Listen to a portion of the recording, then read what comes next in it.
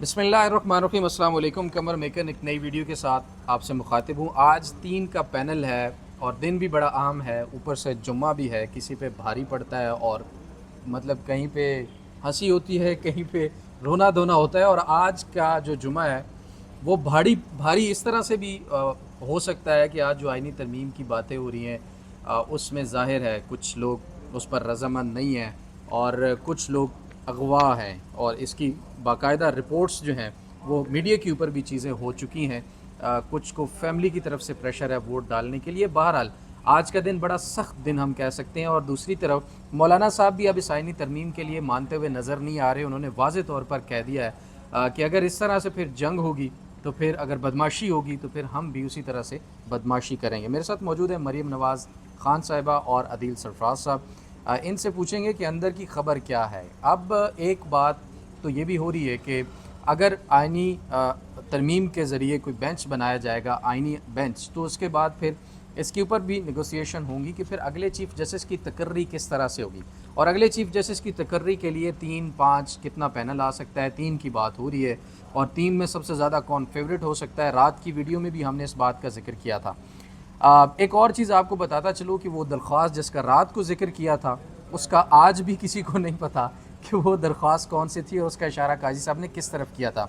बहरहाल main topic की तरफ आते हैं। आइनी तरमीम को अब माइनस मौलाना होते हुए आप देख रहे हैं, और अगर हो जाती है तो क्या मंजरनामा होगा? देखें, मंजरनामा हमें भी अंदाज़ा है क्या होगा, किस कदर ख़तरनाक होगा, और ये अंदाज़ा उस आइनी तरमीम को करने वालों को भी है, बखूबी है कि एक बड़ा ज़बरदस्त किस्म का बहरान पैदा हो सकता है, आइनी बहरान जिसे हम कहते हैं। और ये बड़ी गैर मामूली जी अंदर से गैर मामूली किस्म की सूरत हाल होगी। और इस सब में अब मौलाना फजल रहमान साहब जो कल बोले हैं, बल्कि मैं तो यूँ कहूँगा कि फट पड़े हैं। फट पड़े हैं। वजह यह है कि भाई आप जानिब एक शख्स को इज़्ज़त दे रहे हैं, उसको आप एहतराम कर रहे हैं, उसको कह रहे हैं कि भाई हम आपके साथ मिलकर ही जो भी करना चाहें करेंगे, हम आइनी तरमीम लाएंगे और आपको हम ऑन बोर्ड लेंगे। दूसरी जानिब आप उन्हीं के अरकान पार्लियामेंट को जिस तरह से उठा रहे हैं और उनके घर वालों को अगवा कर रहे हैं। कल आपने सुना 3 सेनेटर्स जो हैं उन्होंने पार्लियामान के अंदर जो तकारीर की हैं, कामरान मुर्तज़ा साहब हों, दीगर 2 हों। मौलाना साहब के अपने सेनेटर अब्दुल शकूर साहब गायब हैं। देखें अब इस सब के पीछे बाकी क्या रह जाता है। ये जो हालात हैं इसमें अब हुकूमत को भी अंदाज़ा है, हो सकता है ये प्रेशर टैक्टिक्स हों, मगर मुझे ये लग रहा है, मैं तो अभी अपनी वीडियो में भी ये बात कर रहा था कि मुझे ऐसे लग रहा है कि जानबूझकर एक कोशिश की जा रही है हमारे नौजवानों को बदजन करने की, कि भाई वो इस सियासी अमल से ही बदजन हो जाएं, सियासत से हर कोई किनारा कशी इख्तियार कर ले। जो आज सियासत कर रहे हैं इनमें से अक्सरियत जो बागैरत लोग होंगे सर, कल को वो कहेंगे कि भाई हमारे बस की बात नहीं है, हम ये नहीं कर सकते। तो ये जानबूझकर ऐसे हालात पैदा किए जा रहे हैं। आप बात कर रहे हैं आइनी तरमीम होगी या नहीं होगी। आइनी तरमीम मेरे ख्याल से जस्टिस मंसूर अली शाह या जस्टिस आइनी अदालत की हद तक सिर्फ महदूद नहीं है, इसमें असल मामलात कुछ और हैं जिनके ऊपर अभी बात नहीं हो रही। हो सकता है जस्टिस मंसूर अली शाह साहब का नोटिफिकेशन आज या कल कर दिया जाए और जो 3 जजेस का पैनल है उसके ऊपर भी इत्तेफाक हो जाए। दूसरी जानिब आइनी अदालत का तो पहले ही ड्रॉप हो चुका है आइडिया। तो दीगर कई तरमीम हैं जो करना मकसद है। पहले तो ये बताया जा रहा था कि शायद मौलाना फजल रहमान भी उन पर इनके साथ काफ़ी हद तक कायल हैं। तो हालात अभी इस वक्त तो एक इस्तराब की सी कैफियत है कि किस तरफ जाएंगे।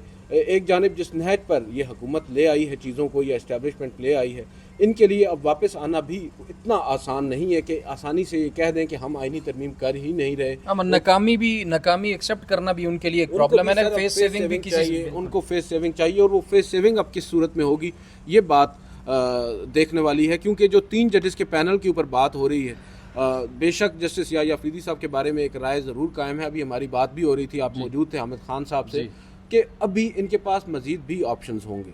अगर जस्टिस मंसूर अली शाह साहब को चीफ जस्टिस नहीं लगाया जाता, अव्वल तो ये लोग ये मानने को ही तैयार नहीं है, वो तो अब भी पुरुमीद है कि जस्टिस मंसूर अली शाह ही चीफ जस्टिस होंगे। अगर नहीं लगाया जाता तो वो एक आइनी दरख्वास्त दायर करेंगे और कहेंगे कि फुल कोर्ट बैठ कर सुने। उस वक्त तो काजी फायजी सा नहीं होंगे। मैं उनसे ना सवाल करने वाला था, मरीम नवाज़ भी इसमें ज़रूर कमेंट करें कि अगर वो आइनी तरमीम कर देते तो उसके बाद उनकी जो पटिशन है वो फिर यहीं सुनी जाएगी या आइनी अदालत में जाएगी? क्योंकि ये भी है ही नहीं, अभी तो नहीं है, लेकिन आइनी तरमीम हो जाती है उसके ज़रिए फिर यहाँ पर तो काजी साहब बैठे हैं ना 25 तक, तो वो दरख्वास्त किधर जाएगी, उससे उनको क्यों उम्मीद है कि वो दरख्वास्त हमारी सुनी जाएगी? नहीं, मैं यही तो बात कर रहा हूँ। लेट से जस्टिस याही अफरीदी साहब के ओथ लेने के बाद वो दरख्वास्त आ जाए।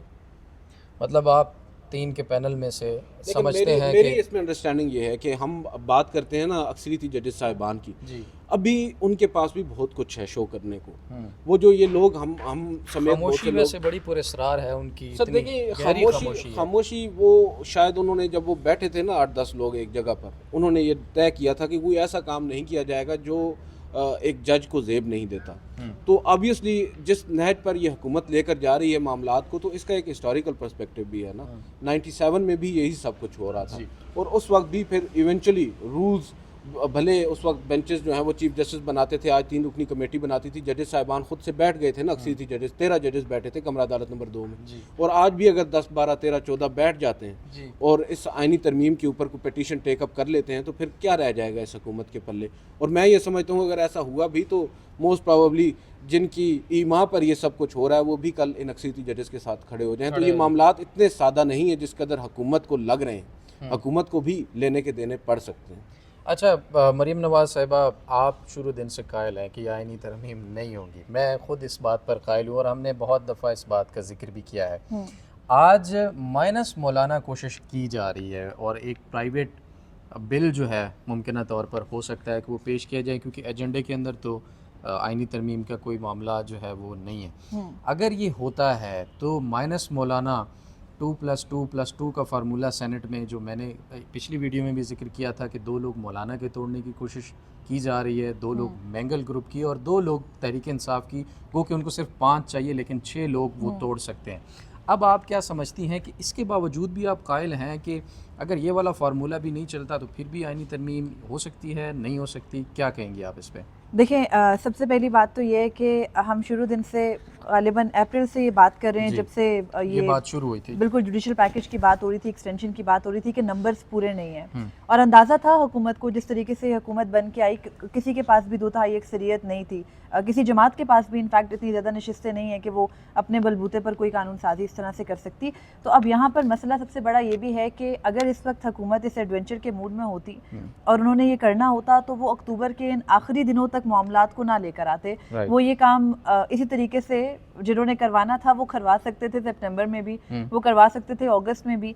और उन दिनों ना ही इस तरह से तफसीली फैसले आए थे, ना ही लड़ाई या जो ये तमाम तर आप कह सकते हैं कि एक डिवीजन है ये इस नहज पर पहुंची थी। तो अब अगर हालात को यहाँ तक लाया गया है तो एक तरफ हुकूमत को प्रेशराइज किया जा रहा है, एक इत्तलात ये भी हैं कि हुकूमत को कहा जा रहा है आपने आईनी तरमीम ना की तो फिर आप सोच लें कि आप किस तरह से स्टैंड करेंगे या सर्वाइव करेंगे। तो ये सर्वाइवल की जंग दोनों साइड से, आईनी तरमीम हो जाती हैं तो हुकूमत की सर्वाइवल है और नहीं होती तो पाकिस्तान तहरीक इंसाफ का सर्वाइवल है। इन आईनी तरमीम के हो जाने के बाद पीटीआई ये समझती है कि वो सर्वाइव नहीं कर पाएंगे। अगेन ये उनकी भी गलत फहमी हो सकती है, लेकिन अब देखना है जो आइडिया हुकूमत लेकर आई है कि एक आईनी डिवीजन बनाया जाए, उसमें भी बहुत सारे आप कह सकते हैं खामियां हैं, कम से कम उस पर बहस तो होनी चाहिए। अब गुज़िश्ता 2 रोज़ में अगर आप मेन स्ट्रीम मीडिया लगा कर देखें तो आपको यही नज़र आएगा कि मौलाना मान गए, अगर वो बिलावल के घर चल के चले गए, अगर वो मियां नवाज शरीफ के चले गए इशाइये में, तो इसका मतलब है कि मौलाना मान गए हैं, ये तासुर दिया गया।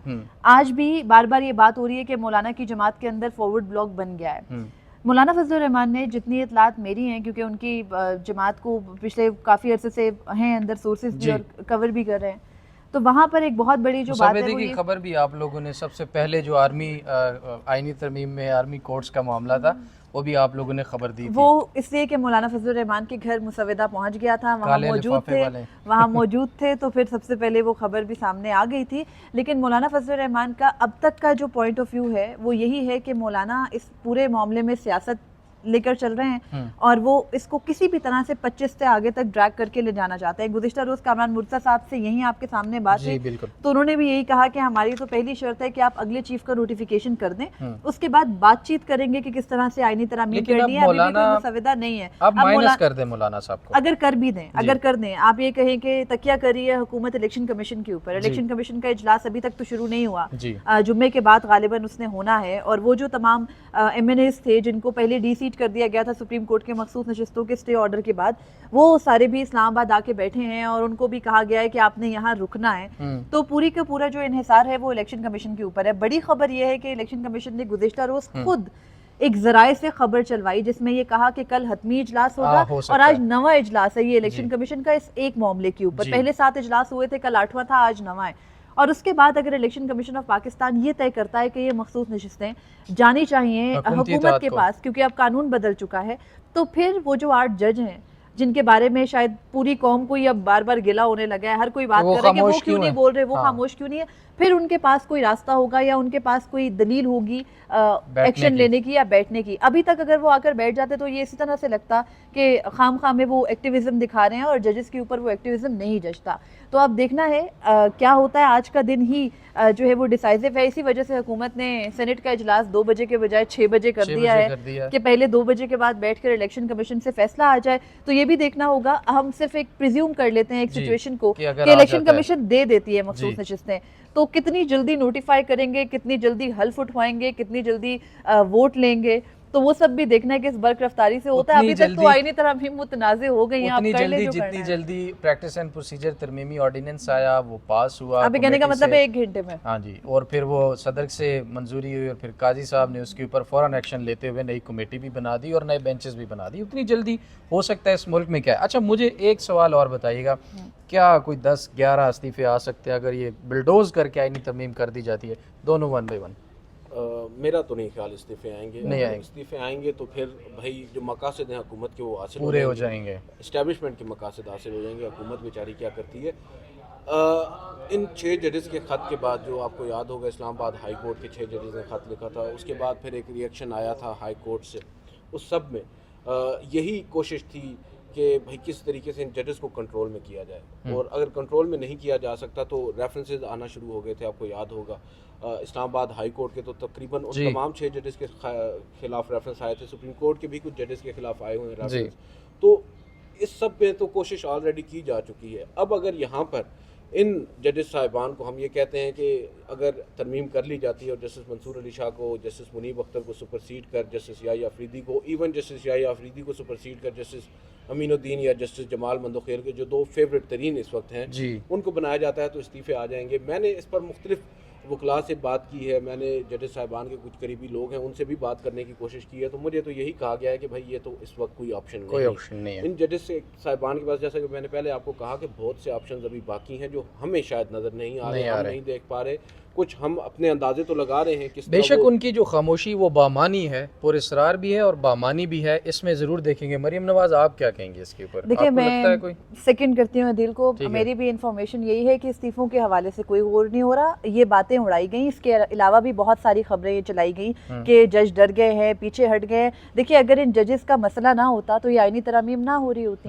1 लाइनर इस्तीफे वाले होते तो जस्टिस इजाजुल हसन की तरह कब बिल्कुल। और अगर जस्टिस मुनीब अख्तर ने इस्तीफा देना होता तो जितना प्रेशर उनके ऊपर वो 10 और 11 जनवरी के बाद था कि तीसरा इस्तीफा आने लगा, तो वो दे दिया होता। और अगर इन जजेस ने गिव अप ही करना होता तो ना ये पूरी लड़ाई होती और ना ही वो मुस्लिम लीग नून, जिसको माजी में लगता था कि आर्मी चीफ के लगाने का तरीकेकार सुप्रीम कोर्ट के चीफ जस्टिस की तरह होना चाहिए, वो अब रिवर्स ना करे। लड़ाई भी जो है ना इनकी तरफ से नहीं हुई। एग्जैक्टली। आप देख लें, इन जजेस साहिबान की जानिब से कोई एक फैसला ऐसा नहीं आया जिसमें हम ये कह सकें कि इन्होंने कोई पैगाम दिया है, कोई लड़ाई मोल ली है। ये तो भाई जो इनके सामने मुद्दे आ रहे हैं उनके मुताबिक, उनको देखकर अपने आइन के मुताबिक फैसले कर रहे हैं। लड़ाई तो उन्होंने ले रखी, लेकिन वो फैसले अच्छे नहीं लग रहे ना। वो फैसले अच्छे नहीं लग रहे, आपके दौर में भी अच्छे नहीं लगते थे, वो बात नहीं है। लेकिन जिस नहज पर इस दफ़ा चीज़ों को ले जाया जा चुका है ना, अब यहाँ से वापसी बड़ी मुश्किल हो गई है हुकूमत के लिए। हुकूमत को अब बड़ी ज़बरदस्त किस्म की फेस सेविंग चाहिए, अदरवाइज़ इस हुकूमत का फिर इक़्तिदार में रहना, वो तो पहले भी खैर मॉरली उनके पास कोई वो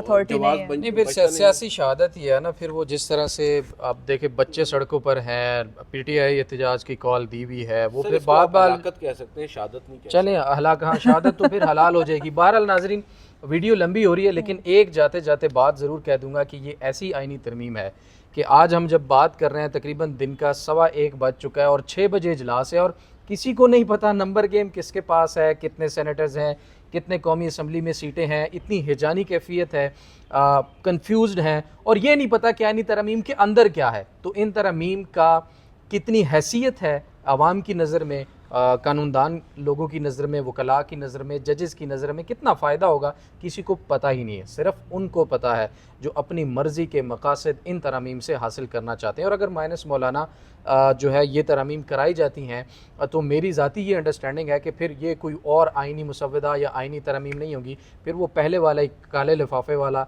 जो मुसव्वदा था जो पहले पेश किया गया था फिर उसी को करवा लिया जाएगा। अगर ये इसी तरह से बिल्डोज़ करने की कोशिश की तो फिर अपनी मर्ज़ी का काम तो ज़ाहिर है करवाएंगे ही।